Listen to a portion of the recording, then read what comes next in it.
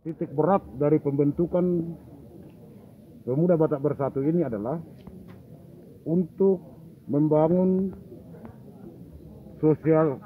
rasa sosial dan membangun nilai-nilai kemanusiaan.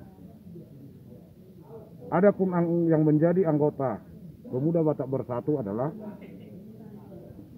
orang Batak asli, yaitu orang Batak yang dilahirkan dari orang tua, ibu dan bapaknya orang Batak. Yang kedua adalah keturunan orang Batak.